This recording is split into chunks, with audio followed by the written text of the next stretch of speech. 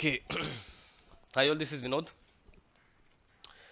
and today we'll talk about some of the concerns that we normally see during the time series forecasting.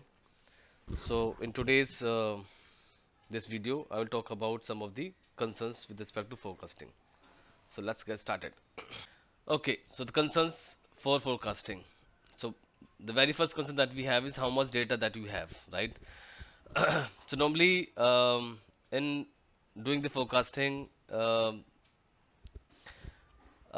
has been observed that if you don't have much data for the forecasting, you may not get the accurate result. This data is also needed to do EDA, which is exploratory data analysis, or you need data for testing purpose, and you also need data for tuning purpose, tuning your model or parameters. So we need to have a considerable amount of data. So that's entirely depends upon use case to use case how much data we need for a particular use case. But yes, definitely it's always a concern as to how much data we have for the time series forecasting. So next concern that we have is the time horizon of prediction that is required. Um, so let's say, are we looking at a short, versus medium versus long prediction? What is the horizon that we are looking at? Are we looking at uh, are we looking at this much of prediction, right? Or are we looking at a long-term prediction?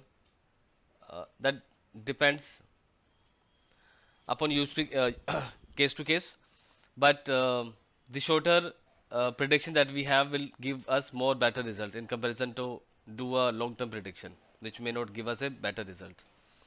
So it's always advisable to do a short-term predictions.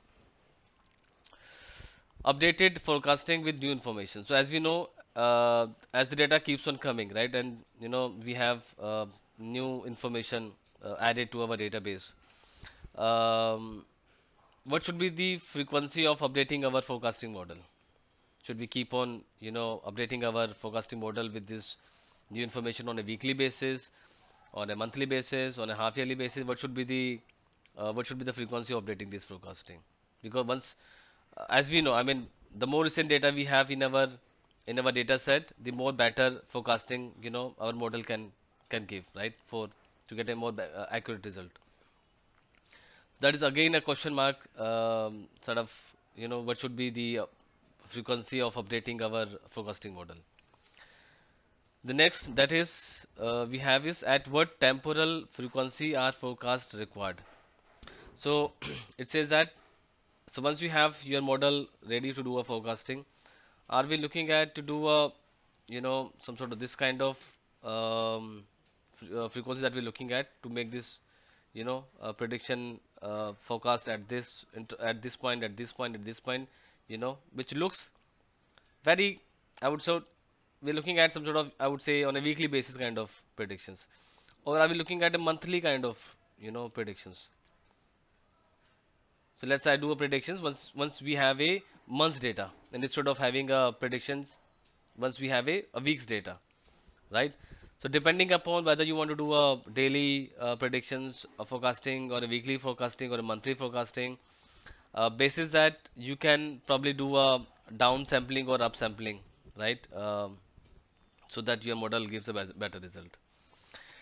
Last but not the least is the data cleaning, because as we know, to do accurate prediction or modeling or forecasting, the data has to be clean, and we have observed that when there is an uneven frequency in the data set. Let's say you have this much, and then suddenly you have this much of frequency, and then suddenly you have this much of frequency, and then you have this much of frequency, but the frequency is not consistent. You have uneven frequency, right? So to get rid of this uneven frequency, probably we can do some sort of resampling in the data set. The next is the outliers. As we all know, outliers sometimes does exist in our data set, which are nothing but the extreme values.